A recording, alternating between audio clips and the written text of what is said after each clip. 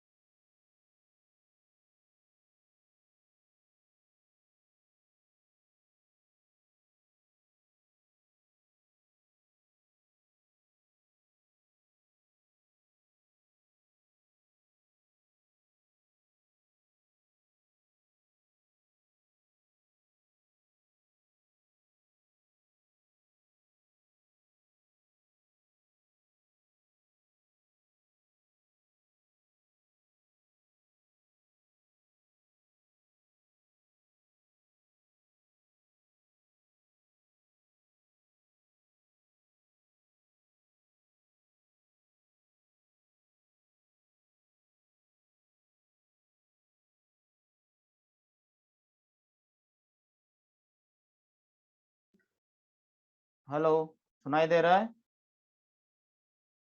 सुनाई दे रहा है सबको? दिखाई दे रही है स्क्रीन? चलिए स्टार्ट करें फिर क्लास। जिसको नहीं दिखाई दे रही है उसका कुछ प्रॉब्लम है। हाँ दिख रहा है। पीपीटी नहीं दिख रही है? अच्छा हाँ, ये भी डालो सर। स्क्रीन इस पे कर दो। ये वाली है ये वाली, इस पे कर दो।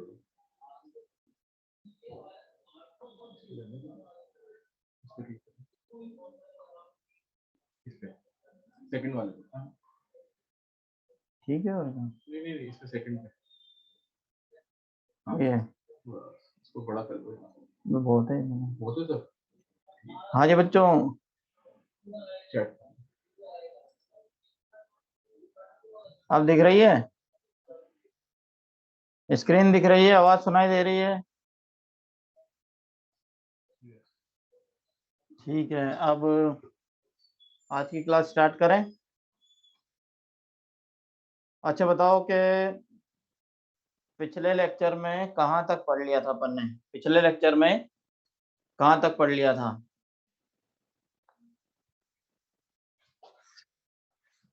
अभी सीएबीजी पढ़नी है। और सीएबीजी कब की जाएगी बताओ? सीएबीजी कब चालू करेंगे?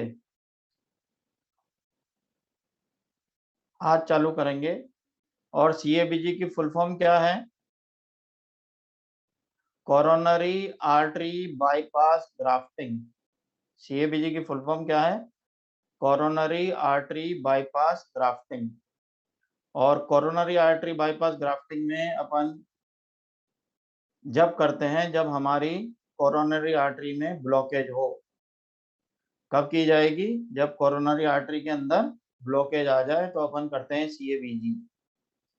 अब देखिए, ब्लॉकेज जो है वो दो तरह का अपन ने बताया था। एक तो ब्लॉकेज 60 to 70% हो, और एक ब्लॉकेज हो 100%। तो 60 to 70% के अंदर अपन क्या करेंगे? 60 to 70% में अपन करेंगे पीटीसीए। पीटीसीए को अपन नॉर्मल लैंग्वेज में क्या बोलते हैं? एंजियोप्लास्टी।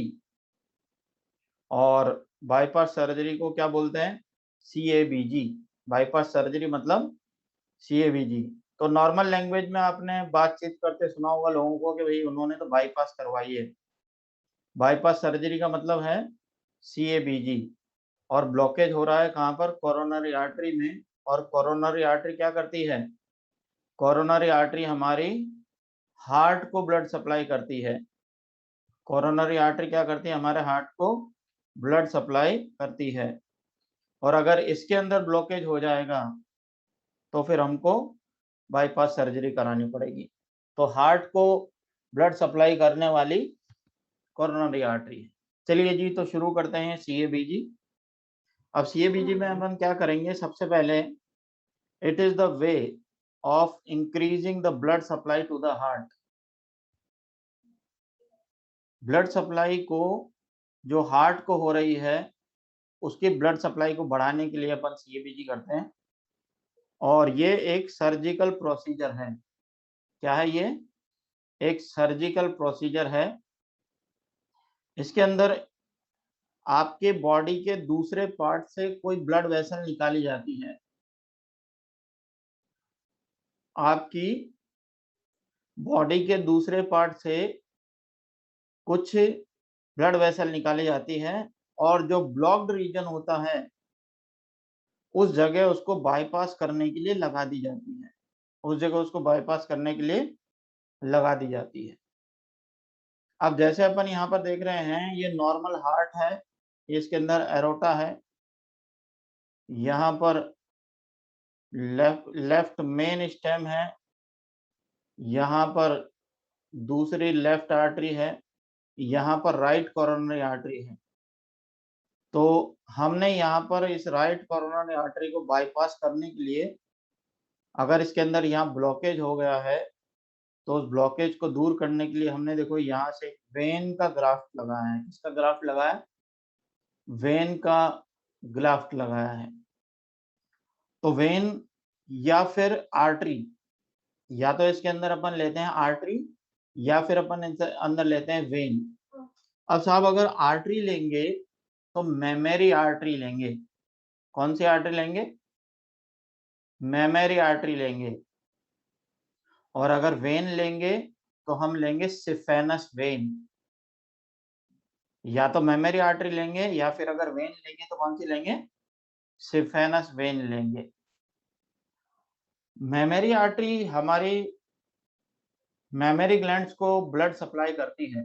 मेमोरी ग्लैंड जानते हैं ना, तो ये मेमोरी ग्लैंड्स को ब्लड सप्लाई करती है और ये हमारी बॉडी में यहाँ कुछ एक्स्ट्रा आर्टरी होती हैं। यहाँ पर हमारी बॉडी में कुछ एक्स्ट्रा आर्टरीज होती हैं, तो हम उसको निकाल करके और जहां पर ब्लॉकेज आ रहा है उस जगह पर लगा सकते हैं।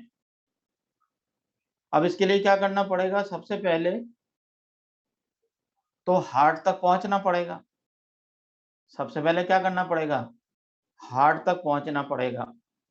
तो डॉक्टर पहले क्या कराता है, डॉक्टर पहले एंजियोग्राफी कराता है। पहले क्या कराएगा डॉक्टर, एंजियोग्राफी कराएगा और एंजियोग्राफी के अंदर ब्लॉकेज का पता लगाया जाएगा। एंजियोग्राफी के अंदर ब्लॉकेज का पता लगाया जाएगा। भाई इनके हार्ट की जो कोरोनरी आर्टरी है उसकी कौन कौन सी ब्रांचेस ब्लॉक्ड हैं, तो सबसे पहले तो पता लगाएंगे ना, तभी तो सर्जरी कर पाएंगे। तो बताइए ब्लॉकेज का पता लगाने के लिए कौन सा मेथड यूज होता है, एंजियोग्राफी। और एंजियोग्राफी के अंदर क्या करते हैं, पेशेंट के अंदर अपन radio active iodine dye inject करते हैं। क्या करते हैं, पेशेंट के अंदर एक रेडियो एक्टिव आयोडीन वाली डाई इंजेक्ट करते हैं और उस रेडियो एक्टिव आयोडीन डाई को इंजेक्ट करने के बाद फिर उसके ब्लड फ्लो के साथ वो डाई आगे बढ़ेगी। एंजियोग्राफी समझा रहा हूं मैं। तो एंजियोग्राफी के अंदर क्या करेंगे, सबसे पहले radio active iodine dye injection से डाली जाएगी और इंजेक्शन से डालने के बाद, हालांकि डाई क्योंकि रेडियो एक्टिव है तो हार्मफुल तो होगी सही, लेकिन इसका पता भी तो लगाना अपने को। तो फिर हम क्या करेंगे, उस रेडियो एक्टिव आयोडीन डाई को इंजेक्ट करेंगे, फिर वो ब्लड के साथ बहेगी और हार्ट तक पहुंचेगी। ब्लड के साथ बहेगी और हार्ट तक पहुंचेगी और हार्ट में बताइए अगर कहीं पर 100% ब्लॉकेज हो रहा होगा तो डाई वहां पर पहुंच पाएगी या नहीं, उसके आगे जा पाएगी या नहीं, नहीं जा पाएगी ना। तो वो डाई जहां ब्लॉकेज होगा वहीं रुक जाएगी, आगे नहीं बढ़ेगी। और अगर ये डाई आगे नहीं बढ़ेगी तो हमें पता चल जाएगा कि भाई यहाँ पर एक ब्लॉकेज है। अब मान लो एक इंसान के अंदर कोरोनरी आर्टरी की कितनी ब्रांचेस होती हैं, ये सब कार्डियोलॉजिस्ट को पता है। अरे पता होगा या नहीं, तो कार्डियोलॉजिस्ट को ये सब पता है क्योंकि उसने बहुत मेहनत करके कार्डियोलॉजी की डिग्री ली है। तो वो डाई डालने के बाद वो डाई कहाँ कहाँ रुक रही है और ये ब्लड वेसल आगे कहाँ जाती है ये उसको पता है। तो ऐसे में वो वहां मार्क लगा देगा, उसकी रिकॉर्डिंग करते हैं, उसकी सीडी बनाते हैं, उस सीडी के अंदर वो मार्क लगा देगा कि भाई यहाँ यहाँ पर इसके ब्लॉकेज हैं। अच्छा बताइए अगर 100% ब्लॉकेज होगा तो डाई आगे बढ़ेगी या नहीं, नहीं बढ़ेगी। और अगर मान लो 70% ब्लॉकेज होगा तो डाई नॉर्मल ब्लड वेसल में जितनी जा रही है उतनी ही जाएगी या थोड़ी कम जाएगी, मतलब थोड़ी थोड़ी निकल जाएगी, लेकिन नॉर्मल ब्लड वेसल में जितनी डाई जा रही है उतनी नहीं जा पाएगी। अच्छा बताइए अगर डाई कम कम जा रही है तो इसका मतलब वहां पर 100% ब्लॉकेज तो नहीं है, इसका मतलब वहां पर क्या है, पार्शियल ब्लड फ्लो हो गया है। तो इसका मतलब अपन ये पता कर सकते हैं कि इसमें कितना परसेंट ब्लॉकेज है। तो अब ये ब्लड वेसल पूरी तरह से ब्लॉक तो नहीं हुई है, लेकिन शायद 60 to 70% ब्लॉकेज यहाँ पर आ गया है। ठीक है, तो सबसे पहले तो अपन ब्लॉकेज का पता लगाते हैं। क्या करते हैं, सबसे पहले तो ब्लॉकेज का पता लगाते हैं। और ब्लॉकेज का पता कैसे लगाया अपन ने, radio active iodine dye inject करके। अच्छा अब बताइए रेडियो एक्टिव आयोडीन डाई है ना, ये बिल्कुल चमकीली डाई होती है तो उसकी इमेज अपने को दिखाई दे जाती है, तो कंप्यूटर पर वो डाई ब्लड के साथ फ्लो होते हुए दिख जाती है, इसीलिए उससे ब्लॉकेज का पता चल जाता है। अब देखो, हार्ट में ब्लॉकेज हुआ है कोलेस्ट्रॉल का प्लाक बन जाने की वजह से। हार्ट में ब्लॉकेज किस वजह से हुआ है? कोलेस्ट्रॉल का प्लाक बन जाने की वजह से हुआ है। अब हमने ब्लॉकेज का पता लगा लिया। अब अगर 100% ब्लॉकेज हो गया है तो बाईपास के अलावा कोई चारा है ही नहीं। 100% ब्लॉकेज हो गया तो बाईपास के अलावा कोई चारा है ही नहीं, यानी CABG करनी पड़ेगी। लेकिन अगर 60 to 70% ब्लॉकेज है तो हम हार्ट में स्टेंट डाल देते हैं। क्या डाल देते हैं? स्टेंट डाल देते हैं। और हार्ट में स्टेंट डालने की प्रोसेस को अपन बोलते हैं एंजियोप्लास्टी। उसके अंदर बड़ी सर्जरी नहीं करनी पड़ती है, उसमें बड़ी सर्जरी नहीं करनी पड़ती है। अच्छा, अब देखो बाईपास सर्जरी में क्या करेंगे? सबसे पहले इंसान को ऑपरेशन के लिए तैयार करेंगे। सबसे पहले इंसान को ऑपरेशन के लिए तैयार करेंगे। तो अगर मान लो ये हाई ब्लड प्रेशर का पेशेंट है तो डॉक्टर ने इसको एस्प्रिन वगैरह लिख रखी होगी, ब्लड प्रेशर कंट्रोल करने की दवाइयां लिख रखी होगी। तो ये जो एस्प्रिन वगैरह जो होती है ये ब्लड डाइल्यूटर होती है। एस्प्रिन क्या होती है? ब्लड डाइल्यूटर होती है और इसका एंटी प्लेटिलेट एक्शन भी होता है। क्या होता है? एंटी प्लेटिलेट एक्शन भी होता है। एंटी प्लेटिलेट एक्शन का मतलब ये आपकी बॉडी में प्लेटिलेट का नंबर कम कर देती है। आपकी बॉडी में प्लेटिलेट का नंबर कम कर देती है तो खून पतला हो जाता है। तो अगर कोई इंसान लंबे समय से एस्प्रिन ले रहा है तो उसकी सर्जरी नहीं करते हैं, वरना ब्लड लॉस ज्यादा हो जाएगा। इसलिए पहले उसकी एस्प्रिन बंद करता है डॉक्टर। ऑपरेशन से पहले एस्प्रिन देना बंद करता है और फिर ऑपरेशन की तैयारी शुरू करता है। उसका ब्लड प्रेशर चेक करता है, ब्लड शुगर लेवल चेक करता है और उसके बाद उसका ऑपरेशन होता है। ऑपरेशन में अपन क्या करेंगे कि यहाँ चेस्ट के रीजन की जो स्किन है, ये यहाँ से यहाँ तक की जो स्किन है वो पूरी काट देते हैं।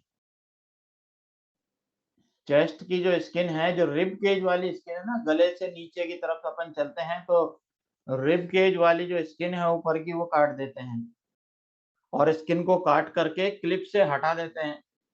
तो फिर रिब्स दिखाई देने लगती है और रिब्स के अंदर हार्ट दिखाई देने लगता है। रिब्स दिखाई देने लगती है और रिब्स के नीचे हार्ट दिखाई देने लगता है। अच्छा बताओ, हार्ट तक पहुंचने के लिए रिब्स को काटना पड़ेगा या नहीं?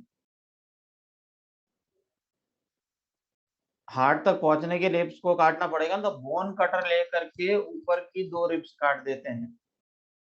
बोन कटर लेकर के ऊपर की 2 रिब्स काट देते हैं, फिर उन रिब्स को ऐसे क्लिप से बांध करके चौड़ा कर देते हैं। और फिर जैसे आपको नहीं याद है ना, बजरंगबली का फोटो देखा होगा ना, जिनके हृदय में राम सीता दिखाई देते हैं, बिल्कुल वैसा ही दिखता है इंसान।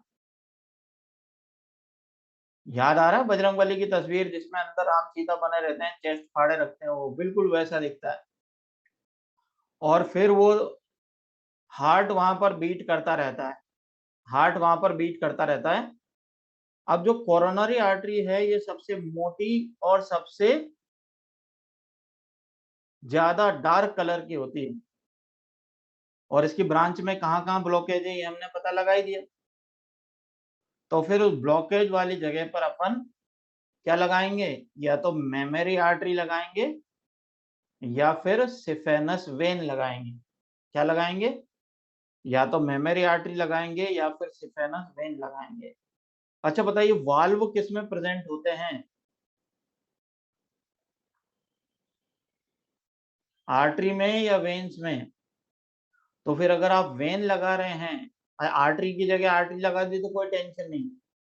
लेकिन अगर आप आर्टरी की जगह वेन लगा रहे हैं, जैसे कोरोनरी आर्टरी की जगह अगर आप वेन लगा रहे हैं, तो फिर आपको वाल्व की पोजीशन का ध्यान रखना पड़ेगा। पता चला आपने एक तो वाल्व की पोजीशन उल्टा लगा दी तो ब्लड फ्लो होने की जगह वाल्व बंद हो गया, तो ब्लड जा ही नहीं रहा है हार्ट के अंदर। इसलिए अगर वेन लगाएंगे तो क्या करेंगे?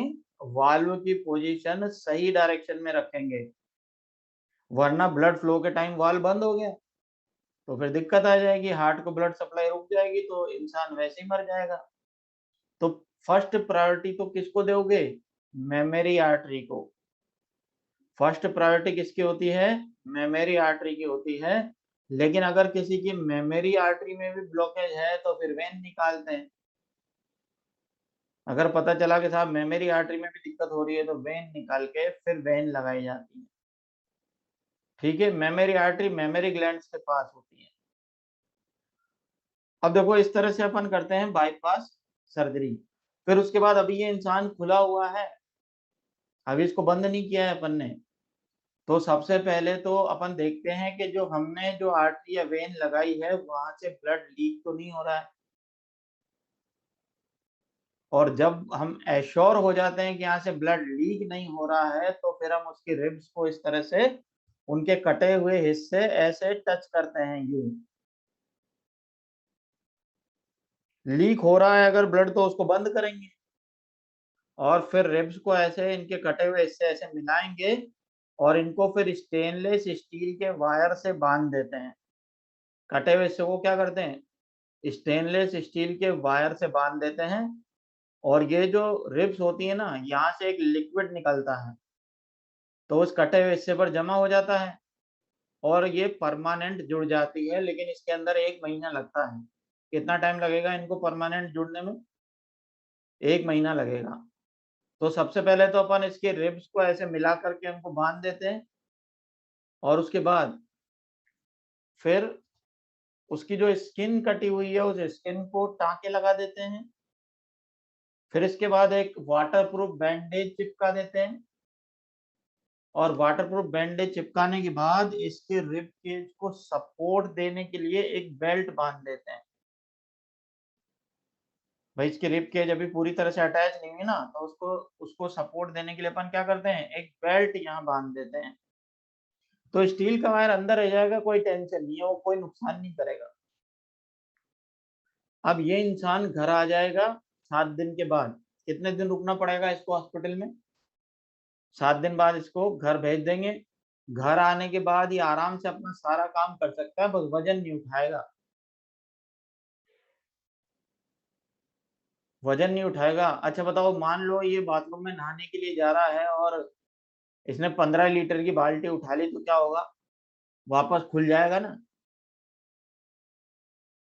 इसीलिए इसको बोलते हैं कि भैया 2 महीने तक आप वजन नहीं उठाएंगे। आप बाथरूम में जाइए, शावर चला के नहाइए, कोई दिक्कत नहीं है, पर रिब्स पर प्रेशर नहीं आना चाहिए, तो बेल्ट बांध के रखनी पड़ती है इसको। तो वो बेल्ट बांध करके अपना सारा काम कर सकता है, बस वजन नहीं उठा सकता। बाकी खुद अपने हाथ से नहा सकता है, खाना खा सकता है, पैदल टहल के आ सकता है, ये सारी चीजें हैं।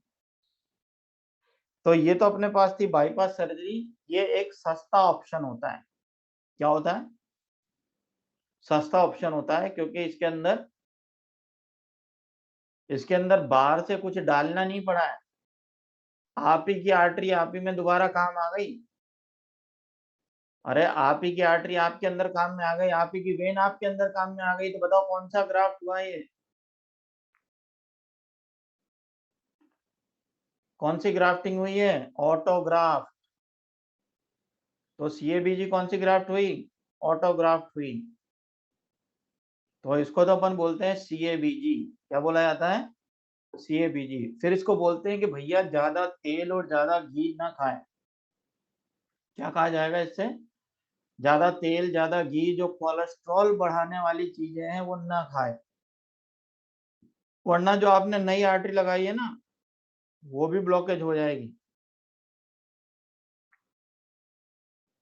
तो ये तो अपन ने पढ़ा कोरोनरी आर्टरी बाईपास ग्राफ्टिंग। और ये कब करेंगे?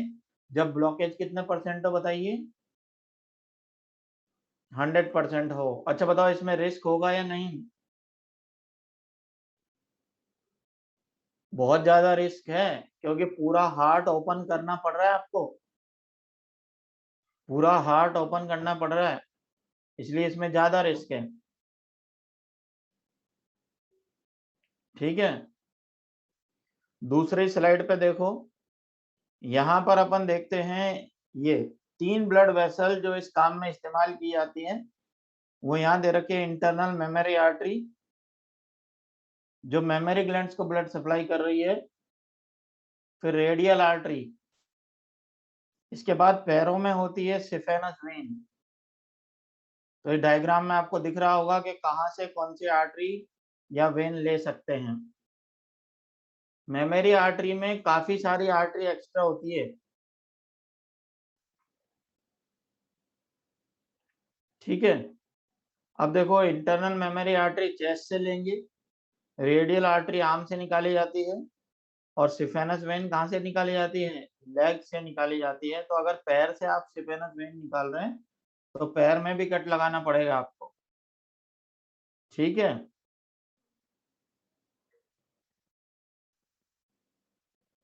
मेल में मेमोरी आर्टरी एब्सेंट होती है, ये किसने कहा? प्रिंस कुमार जी, आपके पास भी मेमोरी ग्लैंड है। अब दूसरा देखिए, पीटीसीए। पीटीसीए क्या होता है? Percutaneous transluminal coronary angioplasty. PTCA की फुल फॉर्म ध्यान रखें, परक्यूटेनियस ट्रांसल्यूमिनियस कोरोनरी एंजियोप्लास्टी, ठीक है। इसके अंदर हम उन आर्टरीज को ब्लॉक करते हैं जिनके अंदर कोलेस्ट्रॉल का प्लाक बन गया हो। वो आर्टरी जो कोलेस्ट्रॉल के प्लाक बनने की वजह से 70% तक ब्लॉक हो गई है, उनको अनब्लॉक करने का काम करते हैं। अब इसके अंदर क्या करते हैं? एक बैलून कैथेटर इस्तेमाल किया जाता है। क्या इस्तेमाल किया जाता है? Balloon catheter. प्लाक मतलब ब्लॉकेज टाइप का। अब इसके अंदर अपन आर्म की आर्टरी में से ये बैलून कैथेटर बॉडी में इंसर्ट करेंगे। बैलून कैथेटर बॉडी में इंसर्ट करेंगे। कैथेटर मतलब क्या होता है ये अभी समझाऊंगा। तो बैलून कैथेटर एक ट्यूब लाइक स्ट्रक्चर होता है। क्या होता है? ट्यूब लाइक स्ट्रक्चर होता है। और ये या तो अपन हाथ में आर्म में से डालते हैं यहाँ से, या फिर थाई में से डाला जाता है। कहाँ से डाला जाता है? या तो आर्म से डाला जाता है या फिर थाई से डाला जाता है। और इसके लिए एक्सरे ऑब्जर्वेशन सिस्टम होता है। कौन सा सिस्टम होता है? एक्सरे ऑब्जर्वेशन सिस्टम होता है। तो ये एक गाइडेड कैथेटर होता है। क्या होता है ये? एक गाइडेड कैथेटर होता है, जिसको कंप्यूटर गाइडेड वायर भी बोल सकते हो आप। भाई, थाई और आर्म की जो ब्लड वेसल है वो सीधी हार्ट में जा रही है। थाई और आर्म की जो ब्लड वेसल है वो सीधी हार्ट तक जाती है, इसलिए अपन एक कंप्यूटर गाइडेड कैथेटर लेकर के और उसको हार्ट तक पहुंचाएंगे। फिर आगे देखो, यहाँ पर डाई रिलीज करते हुए चलता है ये क्लॉट। ये जो अपना कैथेटर है इससे डाई रिलीज होती जाती है, और जो भी एंजियोग्राम्स हैं वो लगातार खींचे जा रहे होते हैं। इससे एंजियोग्राम्स भी लगातार ले रहे होते हैं। रिस्ट के पास से नहीं, कंधे के वहां से डाला जाता है, बगल से डाला जाता है। अच्छा बताइए, लेफ्ट हैंड से डालेंगे या राइट हैंड से डालेंगे? हार्ट किधर से पास पड़ेगा? लेफ्ट वाले हैंड से डाला जाएगा, क्योंकि हार्ट वहां से पास पड़ेगा, इसलिए लेफ्ट आर्म से डाला जाता है। किससे डाला जाता है? लेफ्ट आर्म से डाला जाता है, ठीक है। अब देखो यहाँ पर ये फोटो में दिख रहा है, फोटो में यहाँ पर दिख रही है, ये अपनी कोरोनरी आर्टरी है यहाँ से यहाँ तक की। ये अपनी क्या है? कोरोनरी आर्टरी है ये। और इसके अंदर यहाँ पर ये प्लाक बना हुआ है, ये कोलेस्ट्रॉल का प्लाक बना हुआ है। बताओ, पूरी आर्टरी बंद हो रही है या थोड़ी बहुत जगह बच रही है? प्लाक का मतलब ब्लॉकेज। थोड़ी जगह है ना, तो 60 to 70% जगह बच रही, ब्लॉकेज हो रहा है, बाकी 30% जगह बच रही है। फिर अब देखो, ये गाइडेड वायर है, कंप्यूटर गाइडेड वायर है ये, और इसको अपन डाल रहे हैं प्लाग के यहाँ पर, प्लाग के अंदर से इसको निकाल रहे हैं। देखो ये निकाल लिया प्लाग के अंदर से वायर। उसके बाद इसमें कैथेटर इस वायर के पीछे जुड़ा हुआ है। क्या जुड़ा हुआ है? कैथेटर जुड़ा हुआ है, और कैथेटर एक ट्यूब जैसा स्ट्रक्चर होता है। कैथेटर क्या होता है? ट्यूब जैसा स्ट्रक्चर होता है। उसके अंदर वायर होता है, बलून होता है, और स्टेनलेस स्टील का स्टेंट होता है। क्या क्या होता है? बलून होता है, वायर होता है, और बलून के ऊपर स्टेनलेस स्टील का स्टेंट लगा हुआ होता है। ठीक है। अब जितने बच्चे बोल रहे हैं कि सर हमारे डाउट नहीं दिख रहे, तो अभी डाउट नहीं बता रहा, मैं अभी पढ़ा रहा हूँ, आप सुनते रहो बस, वरना क्या है, टॉपिक की कंटिन्यूटी टूट जाएगी, फिर मजा नहीं आएगा। तो अपने पास क्या है?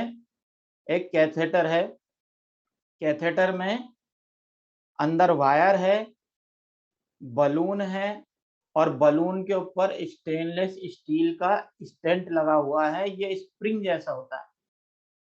किसके जैसा होता है? ये स्प्रिंग जैसा होता है, और इसमें लॉक बने हुए होते हैं। और ये जो स्टंट होता है ये हमारे इंडिया में नहीं बनता है, ये हम यूएसए से इंपोर्ट करते हैं। कहाँ से मंगाते हैं इसको? यूएसए से मंगाते हैं, तो ये काफी महंगा मिलता है। एक स्टेनलेस स्टील का स्टंट जो है, ये स्टंट दो तरह के आते हैं, एक मेडिकेटेड आता है, एक नॉन मेडिकेटेड आता है। मेडिकेटेड में दवा की कोटिंग होती है स्टंट के ऊपर, मेडिकेटेड में दवा की कोटिंग होती है स्टंट के ऊपर। तो इसकी कीमत जो है वो 1 लाख रुपए से चालू होती है, और आगे आप जितना एडवांस स्टंट लगाएंगे उतना ही कॉस्ट बढ़ जाएगा। फिर देखो, ये जो बलून होता है ना, ये स्टंट को खोलने के काम आता है। स्टंट क्या है? एक स्प्रिंग जैसा औजार है, और उसको जहां आर्टरी ब्लॉक हो रही है वहां ले जा करके खोलना है। अच्छा, तो बहुत उसको खोलने के लिए क्या करेंगे अपन? उसको बलून के ऊपर फिक्स कर देंगे। बलून के ऊपर फिक्स करने के बाद फिर उसको ब्लॉकेज वाली जगह पर पहुंचाएंगे गाइडेड वायर की हेल्प से। तो ये बलून जो मार्केट में बेच रहे होते हैं सड़क के किनारे, वो वाला नहीं होता, ये बहुत मजबूत बलून होता है, वरना बलून बर्स्ट हो जाएगा तो स्टंट खुल ही नहीं पाएगा। तो ये बलून की रेट 35,000 रुपए से चालू होती है। 35,000 रुपए से 70,000 रुपए तक का बलून आता है, और एक स्टंट 1 लाख रुपए से चालू होता है। अब देखो क्या है, अब इसको गाइडेड वायर की हेल्प से बलून को और स्टंट को ब्लॉकेज वाली जगह पर पहुंचाया जाता है। तो देखो, ये अपन ने यहाँ पर पहुंचा दिया प्लाग के अंदर, और फिर हम बलून में हवा भरेंगे। बलून में हवा भरेंगे तो बताओ बलून फूलेगा या नहीं? बलून में हवा भरेंगे तो बलून फूलेगा, बलून फूलेगा तो स्टंट खुल जाएगा। देखो, ये यहाँ पर बलून फूल गया है, बलून फूल गया है, तो ये यहाँ पर ये जो स्टंट है ये खुल गया है। इनफ्लेट का मतलब फूल जाना। तो ये बलून फूलने पर स्टंट खुल जाएगा, तो ये प्लाक वाला हिस्सा पिचक करके और आर्टरी की दीवार से चिपक जाएगा, और ब्लड फ्लो के लिए जगह बन जाएगी। अब स्टंट हमने यहाँ फिक्स कर दिया, स्टंट फिक्स कर दिया, तो अब बताओ बलून की हवा निकाल दें या नहीं? बोलो। अब बलून की हवा निकाल देंगे और उस बलून को वायर की हेल्प से वापस बाहर निकाल लेंगे। और स्टंट वहां पर फिक्स हो जाएगा, स्टंट वहां पर फिक्स हो जाएगा और अब ये परमानेंट वहां पर रहेगा। अगर ये स्टंट मेडिकेटेड है तो ये यहाँ से कुछ दवा रिलीज करता रहेगा जिससे दोबारा प्लाक नहीं बनेगा। लेकिन अगर इसने नॉन मेडिकेटेड स्टंट डलवाया है तो वापस से प्लाक बन सकता है। प्लाक का मतलब है ब्लॉकेज, कोलेस्ट्रॉल का ब्लॉकेज बन जाना। एथेरोस्क्लेरोटिक प्लाक का मतलब क्या है? कोलेस्ट्रॉल जमा हो जाने की वजह से एक ब्लॉकेज बन जाना, उसको प्लाक कहते हैं। अब प्लाक को कैसे बाहर निकालोगे? प्लाक तो अंदर जमा हो गया और हार्ड हो जाता है, पत्थर जैसा हो जाता है, तो उसको निकालना पॉसिबल नहीं होता है। एथेरोस्क्लेरोसिस मतलब कोलेस्ट्रॉल का प्लाक। एक तो कैल्शियम का प्लाक बनता है, एक कोलेस्ट्रॉल का बनता है, दो तरह के प्लाक अलग अलग होते हैं। तो मेडिकेटेड वाला स्टंट थोड़ा सा महंगा आएगा। तो अब देखो, अगर मान लो किसी इंसान में 3 स्टंट डले हैं, 3 ब्लड वेसल 70% ब्लॉक हो गई है, तो 3 स्टंट डॉक्टर ने डाले उसके, और हाथ के यहाँ से, आर्म के यहाँ से कट लगा के डालें, तो बताओ बड़ी मेजर सर्जरी करनी पड़ी या नहीं?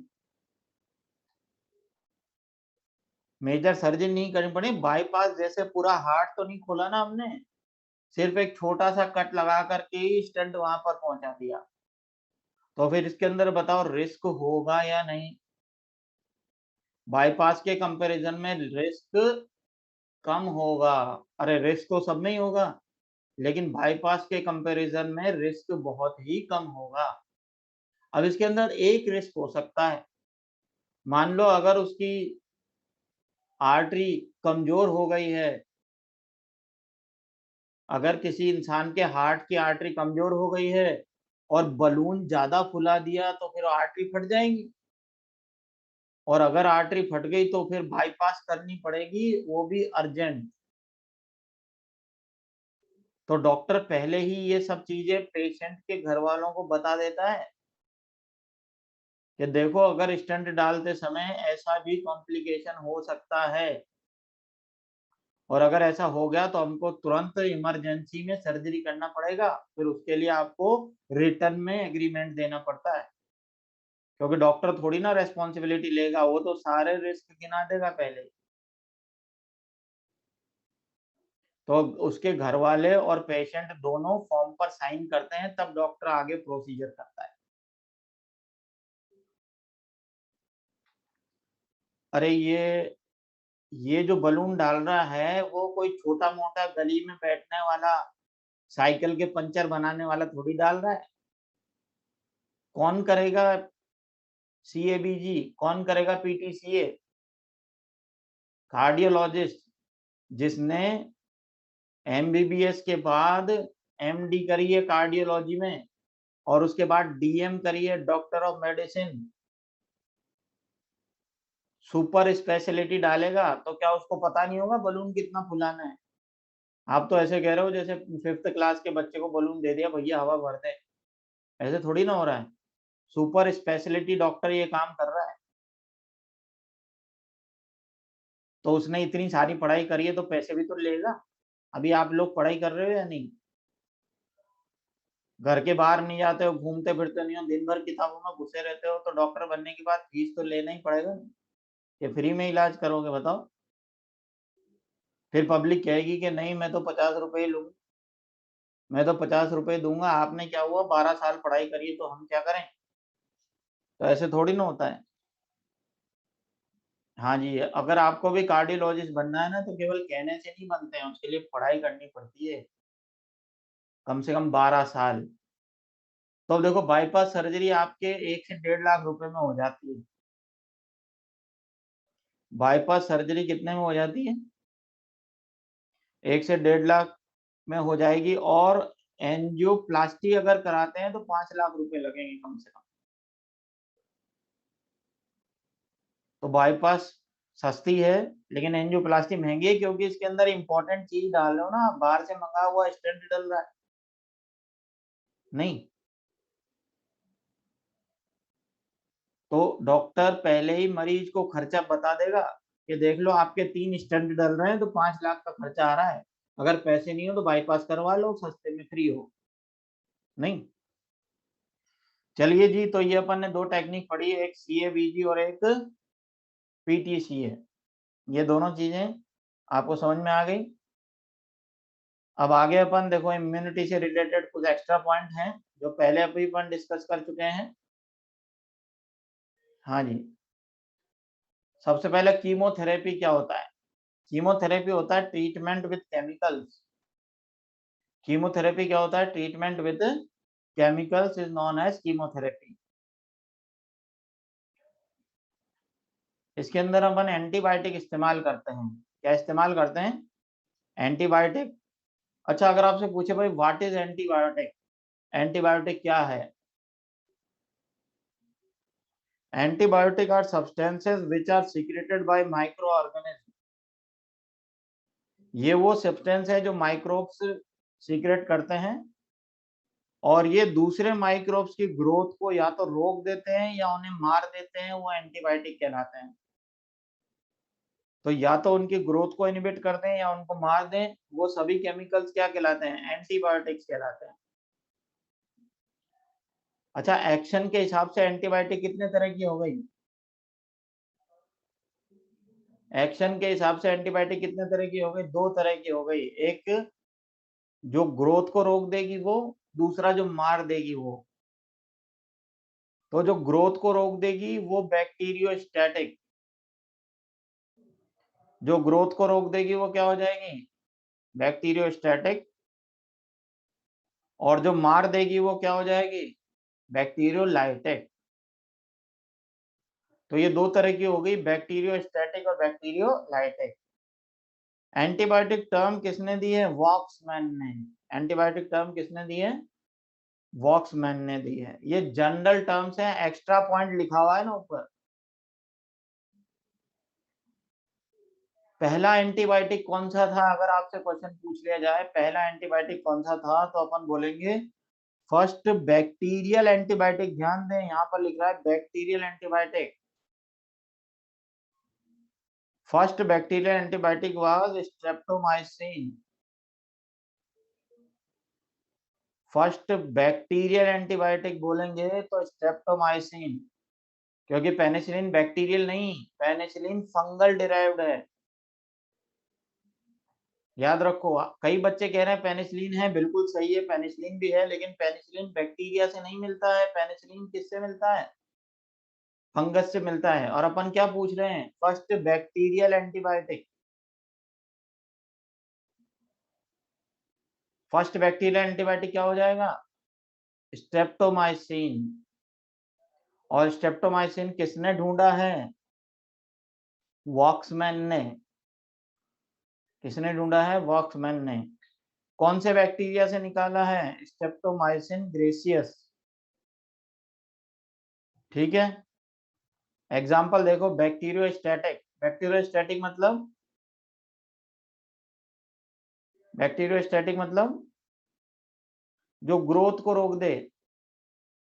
और ग्रोथ रोकने वाले एंटीबायोटिक कौन से हैं? Tetracycline, chloramphenicol.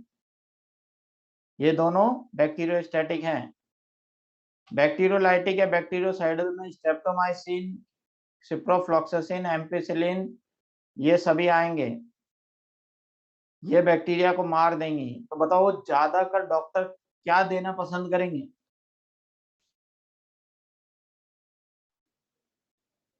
बैक्टीरियोलाइटिक। जिंदा ही मत छोड़ो बैक्टीरिया को। नहीं। तो ज्यादातर एंटीबायोटिक कौन सी इस्तेमाल होती है आजकल? बैक्टीरियोलाइटिक।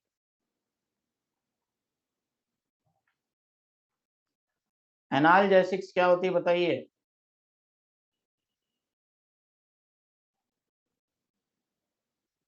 एनाल्जेसिक्स क्या होती है? Pain killer. ऐसे सब्सटेंस जो पेन रिलीवर होते हैं उनको एनाल्जेसिक्स कहते हैं। For example ऑफियॉइड। ऑफियॉइड किसको बोलेंगे? Morphine, opium derivative, morphine codeine. दूसरी एनाल्जेसिक होती है डाइक्लोफेनेक।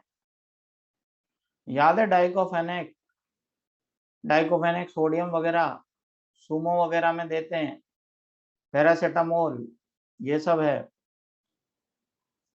एंटीपायरेटिक किसको बोलेंगे?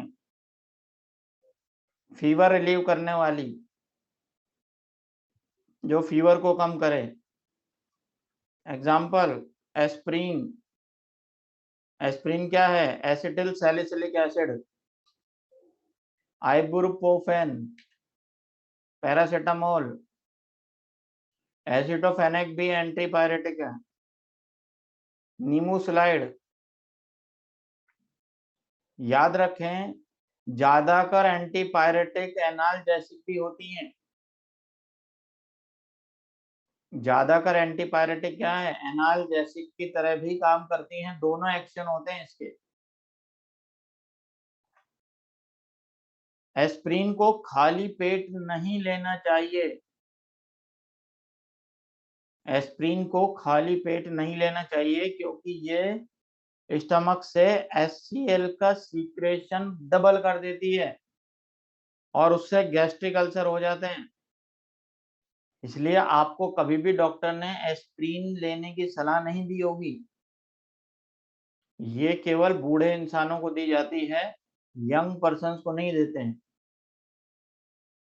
क्योंकि ये देखो, आपको याद होगा थोड़ी देर पहले मैंने कहा था कि एस्प्रिन ब्लड डाइल्यूटर है, एंटी प्लेटिलेट एक्शन भी है इसका। तो अगर आप इस एज में एस्प्रिन लोगे तो आपका खून बहुत पतला हो जाएगा, प्लेटिलेट कम हो जाएंगे। और अगर डेंगू वाले को खिला दी तो डेंगू वाला तो एस्प्रिन खा के मर जाएगा, क्योंकि डेंगू से वैसे ही प्लेटलेट कम हो रही है बेचारे की। फिर आपने कहा कि ऐसा कर एस्प्रिन खा ले, अभी तुरंत बुखार उतर जाएगा, तो ऐसे में तो जो पक्का ही मर जाएगा। इसलिए कभी भी किसी इंसान को अपनी मर्जी से दवा नहीं देना है। एंटी हिस्टामिन, एंटी हिस्टामिन क्या बोलेंगे बताओ? जो हिस्टामिन का सिक्रेशन कम कराए, एलर्जी से रिलीफ दे, वो वो एंटी हिस्टामिन। Example cetirizine. याद है ना, कई बार खाई होगी सेट्रिजिन तो। ये एंटी हिस्टामिन है, लिवोसिट्रिजिन वगैरह ये सब। अच्छा, इम्यूनोमॉड्यूलेटर्स, बहुत सारे बच्चों के डाउट आए थे सर इम्यूनोमॉड्यूलेटर क्या होता है। ऐसे सब्सटेंस जो हमारी बॉडी के इम्यून रेस्पॉन्स को चेंज कर दें। याद आ रहा है? और ये इम्यूनोमॉड्यूलेटर दो तरह के होंगे, एक इम्यूनो पोटेंशियल और एक इम्यूनो सप्रेसर। साइटोकाइंस क्या हैं? इम्यूनो पोटेंशियल या इम्यूनो सप्रेसर?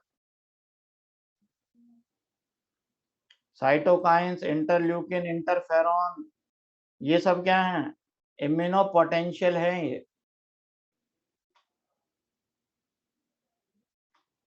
अब देखो इम्यूनो पोटेंशियल में क्या क्या शामिल है। ये ऑगमेंट का मतलब होता है रीइंफोर्स करना, बढ़ावा देना, जो इम्यून रेस्पॉन्स को बढ़ा दे, इम्यून सिस्टम को मजबूत कर दे, इम्यूनो पोटेंशियल। अच्छा बताइए, रेडीमेड एंटीबॉडी किसमें आएगी? रेडीमेड एंटीबॉडी इम्यूनो पोटेंशियल में आएगी। इंटरफेरॉन इम्यूनो पोटेंशियल में आएंगे। कापोसी सार्कोमा में कौन सा इंटरफेरॉन दिया था? Alpha interferon. Immuno suppressive therapy, जो इम्यून सिस्टम को सप्रेस कर दे, जैसे कि स्टेरॉइड, साइक्लोस्पोरिन ए। याद आ रहा है?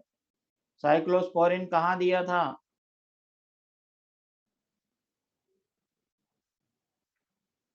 ऑर्गन ट्रांसप्लांटेशन में, ग्राफ्ट रिजेक्शन को रोकने के लिए। तो ये अपना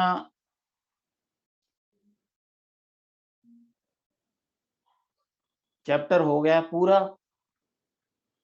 अब इस बार टेस्ट में क्या आएगा, इस बार टेस्ट में क्या आएगा, यही सबकी इच्छा है।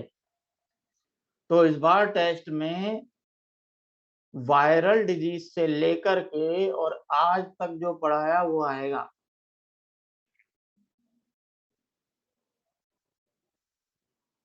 कहां से कहां तक आएगा?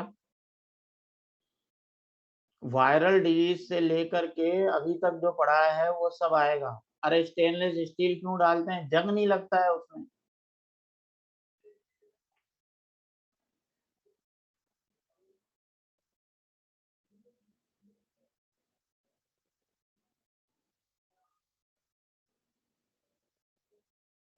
तो आज चैप्टर खत्म हो गया। नेक्स्ट चैप्टर अब मंडे से शुरू करेंगे। नेक्स्ट चैप्टर कब शुरू करेंगे? मंडे से शुरू करेंगे। और हो सकता है कि नेक्स्ट चैप्टर में अपन इवोल्यूशन चालू करें। क्या चालू करेंगे? इवोल्यूशन चालू करेंगे।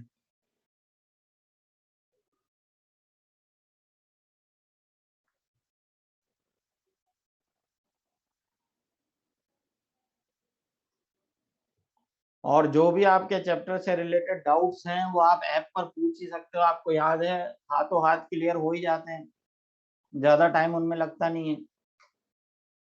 अच्छा एक बात बताओ, अब आपने रेस वगैरह सॉल्व की या नहीं? आप सभी बच्चे एम ई बी के हैं ना?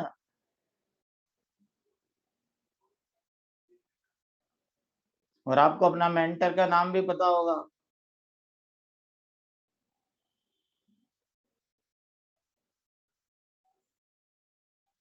कौन है एम ई बी के मेंटर?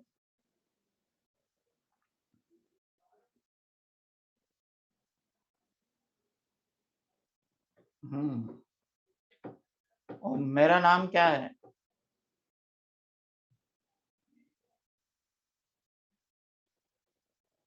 हाँ, तो संजय मेहरा सर भी मेंटर हैं, बायो वाले सर।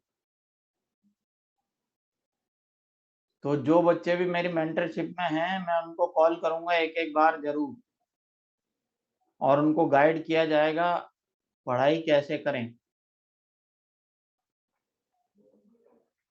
ठीक है। तो या तो कल नहीं तो परसों आपके पास मेरी तरफ से कॉल आना शुरू हो जाएगा, और आप सभी लोग अच्छे से पढ़ाई करते रहें। और एक बार तो मॉड्यूल में, अच्छा बताइए, सबने मॉड्यूल के बिगिनर बॉक्स सॉल्व कर लिए या नहीं? मॉड्यूल के बिगिनर बॉक्स सॉल्व हो गए। एक्सरसाइज 1 कंप्लीट कर ली क्या? एक्सरसाइज सेकंड कंप्लीट कर ली क्या? एनसीईआरटी बेस्ड क्वेश्चन लगा लिए क्या? और अगर अभी तक नहीं लगाए हों तो अभी सैटरडे संडे 2 दिन में पूरे लगा लो। और जितने भी डाउट हैं वो सारे के सारे अच्छे से तैयार कर लो। ठीक है बच्चों। और अब देखो, पढ़ाई करने में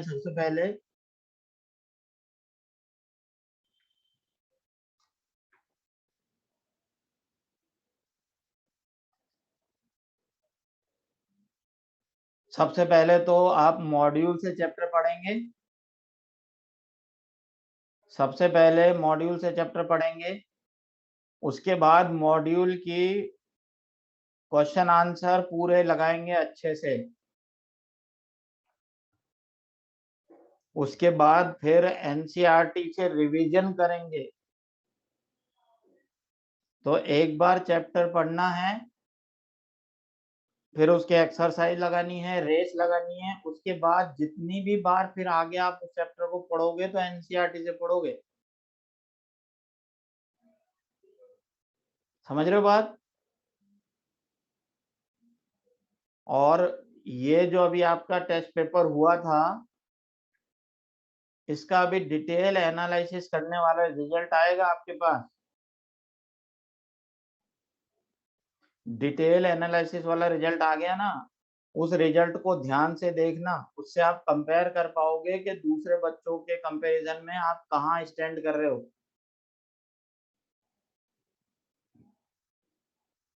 और उसमें जो गलतियां आपने की है, जो भी गलतियां आपसे उस टेस्ट पेपर में हुई है, उन सब गलतियों को एक कॉपी में लिखें। जो भी गलतियां आपने पिछले टेस्ट में की है ना, वो सभी गलतियां आप एक पेपर में लिखेंगे। मतलब एक कॉपी बना लो छोटी सी 10 रुपए वाली, उसके अंदर लिखो कि भाई मुझसे टेस्ट पेपर में कितनी गलतियां हुई है, वो सब मैं एक जगह लिख के रखूंगा। और उसके बाद जब अगला टेस्ट होगा मेरा, 13 तारीख को होगा अगला टेस्ट। कितनी तारीख को होगा? 13 को नेक्स्ट टेस्ट है आपका। तो 13 को जब टेस्ट देने जाएंगे, उसके एक दिन पहले आपको वो कॉपी खोल के देखनी है कि मुझसे पिछली बार ये गलती हुई थी, अब इस टेस्ट में नहीं करनी है। और आपका जो एनथ्यूज कोर्स चल रहा है, उसके अंदर पहले आपको 12th के पोर्शन पढ़ाए जाएंगे। क्या पढ़ाए जाएंगे? 12th के पोर्शन पढ़ाया जाएगा। उसके बाद फिर जब 12th का आपका पूरा हो जाएगा, तब 11th का पढ़ाया जाएगा। तो पहले कौन सा पढ़ाया जाएगा? 12th का। और जब 12th का पोर्शन खत्म हो जाएगा, तब कौन सा पढ़ाया जाएगा? 11th का। इसलिए अपने को क्या करना है कि अभी 12th के सिलेबस पर ही पूरा फोकस करें। अभी 12th के सिलेबस पर ही पूरा फोकस करें। उसके बाद जब क्लास में 11th का चालू हो जाए, तो उस समय 11th के स्टार्ट कर दें। तब तक 12th का अपना 2-2 बार हो जाएगा रिवीजन।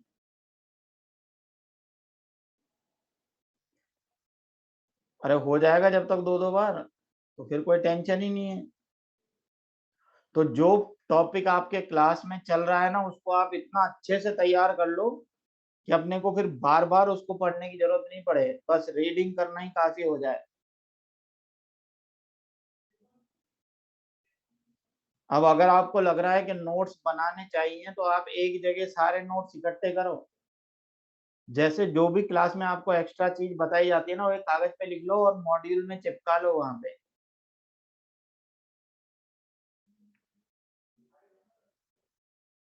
जो भी चीज आपको पेपर में एक्स्ट्रा लिखाई जा रही है ना क्लास में, उन सबको एक कागज पे लिख करके मॉड्यूल में जिस जगह वो टॉपिक दे रखा है वहां चिपका लो।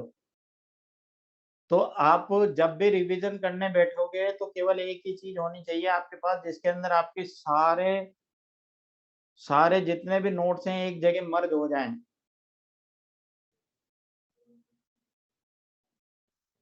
जितने भी नोट्स आपके हैं ना, वो सब एक जगह मर्ज होने चाहिए। ऐसा नहीं कि कभी आप मॉड्यूल उठा रहे हो और कभी आप अपने नोट्स देख रहे हो, तो कभी कोई तीसरी चीज देख रहे हो।